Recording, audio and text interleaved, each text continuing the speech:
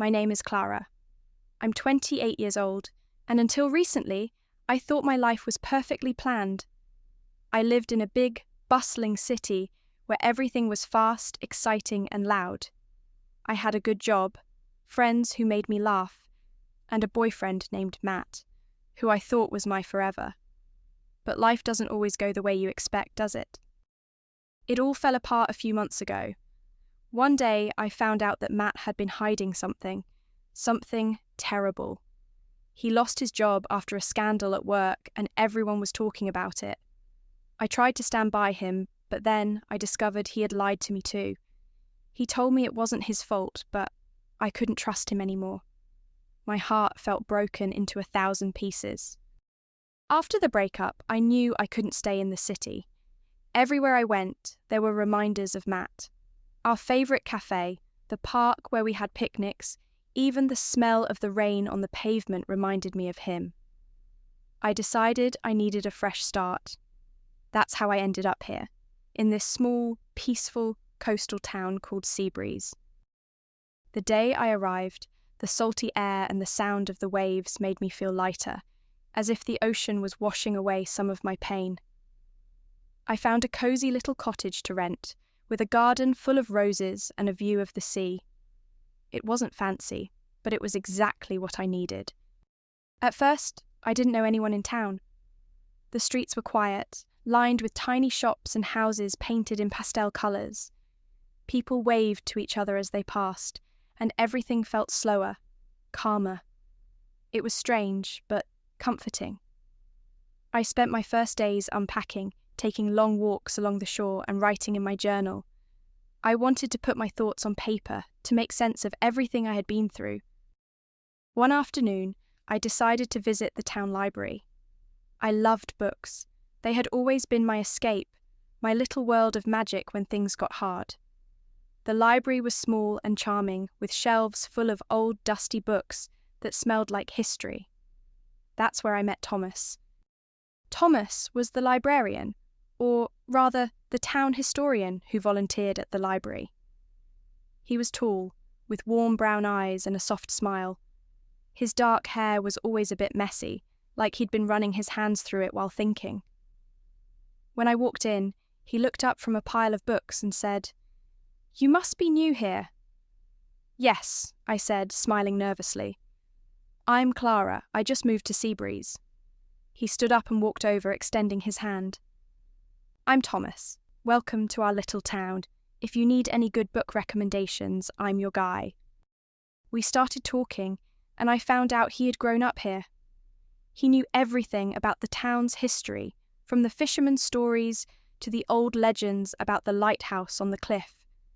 He had a way of making every story sound fascinating, like he was inviting me into a secret world only he knew. I felt myself relaxing around him, my guard lowering little by little. Over the next few weeks, Thomas and I spent more time together. He showed me the best places to watch the sunset, introduced me to the friendly owner of the bakery who made the fluffiest scones, and even taught me how to spot different kinds of seashells. He made me laugh, something I hadn't done in months. For the first time since my breakup, I felt a flicker of happiness.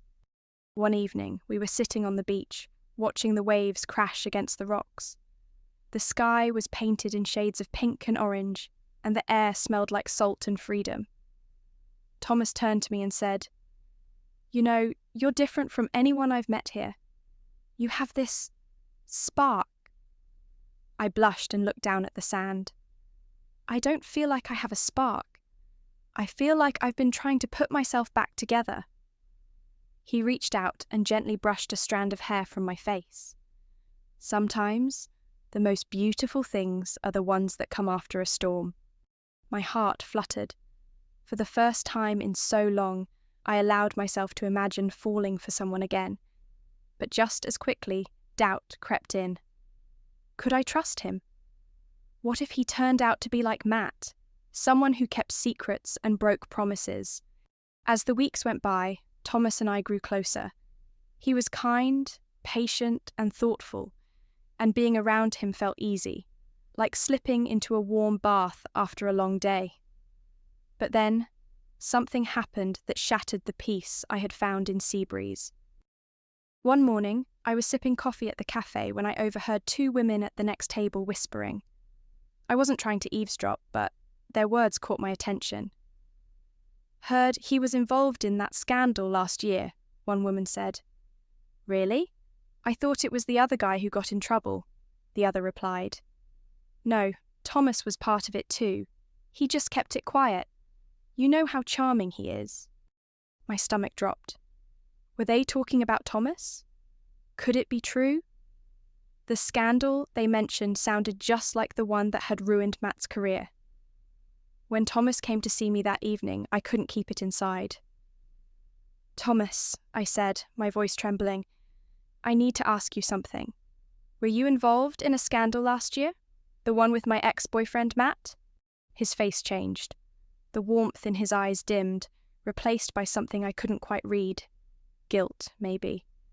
He sighed and ran a hand through his hair just like he always did when he was thinking. "Clara, I wanted to tell you, but I didn't know how," he said quietly. "Yes, I was involved, but it's not what you think." I felt like the ground had been pulled out from under me. "You knew about Matt, and you didn't tell me." "I didn't know he was your ex," Thomas said quickly. "Not at first. And when I found out, I was afraid it would ruin what we have." "But you still kept it from me," I said, tears stinging my eyes. "How can I trust you if you hide things from me?"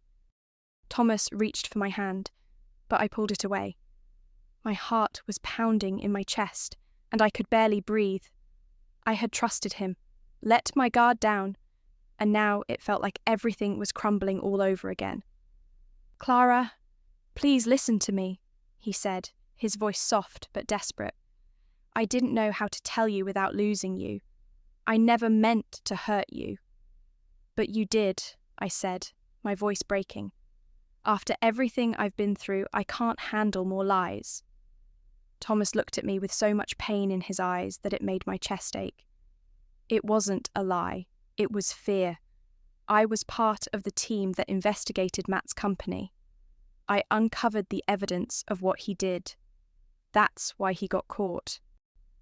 I froze. His words hit me like a wave crashing over a rocky shore. "You were the one who exposed him?" "Yes," he admitted. "It was my job to uncover the truth. Matt was involved in illegal practices, and I had to report it. I never imagined that months later I'd meet you and fall for you. If I had known, Clara, I swear I would have been honest from the start." I stared at him, my mind spinning. A part of me understood. He hadn't been directly involved in the scandal, but he had been the one to bring it to light. Still, he had kept it from me, and that betrayal cut deep. "I need time to think," I said, stepping back. "I can't deal with this right now." Thomas nodded, his shoulders slumping. "I understand, but please, don't walk away without knowing how much you mean to me." I couldn't respond. I turned and walked back to my cottage, my heart heavy with confusion. That night, I sat on my bed, staring at the journal I had been writing in since I moved to Seabreeze. Pages full of hope, new beginnings and happiness now felt like a cruel joke. I couldn't sleep. Memories of Matt's lies mixed with the moments I had shared with Thomas. Was it fair to blame him for something he had done before we met? Or was it unforgivable that he hadn't told me sooner? The questions circled in my mind like a storm. The next morning, I went for a walk along the beach. The waves crashed against the shore, wild and untamed, as if mirroring my emotions. I thought about why I had come here, to heal, to find myself again. Maybe this was part of the process. Maybe I needed to face my fears about trust and love, no matter how painful it was. By the time the sun rose higher in the sky, I had made a decision. I couldn't keep running away from my feelings. I needed to talk to Thomas. When I arrived at the library, he was there, sorting through books. He looked up when he saw me, and I could see the worry in his eyes. "Clara," he said softly, setting the books aside. "I've been thinking," I began, my voice steady but calm. "What you didn't tell me, it hurt. But I also know why you did it. You were scared, and so was I. I've been so afraid of being lied to again that I didn't want to see the bigger picture." Thomas stepped closer, his eyes searching mine. "And what do you see now?" "I see someone who made a mistake but didn't do it out of malice. I see someone who cares about me, even if he didn't know how to show it the right way." I took a deep breath. "But trust is something we have to build. It's not just given." His face softened, and a small, hopeful smile appeared. "I want to build that trust, Clara. I'll do whatever it takes. You mean more to me than anything." Tears filled my eyes, but they weren't from sadness this time. "I want to try too, but we have to be honest with each other no matter how hard it is." "I promise," he said, his voice full of sincerity. "No more secrets."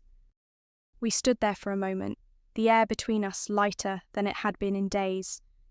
For the first time, I felt like we were on even ground, like we could move forward together. Not perfectly, but honestly. Over the next few weeks, we took things slow. Thomas was patient and open, and I learned to let my guard down a little more each day. It wasn't easy, but it was worth it. The town felt brighter, the ocean calmer, and for the first time in a long while, I felt at peace. One evening, as we sat on the beach watching the sunset, Thomas reached for my hand. "You've changed my life, Clara," he said, his voice steady and warm. "And I'll spend the rest of it proving that I'm worthy of you." I looked at him, the man who had hurt me, but also helped me heal. "You've changed mine too," I said, my heart full of hope. "And I'm ready to see where this takes us." As the waves lapped at the shore, I leaned against him, feeling the weight of the past slowly lifting.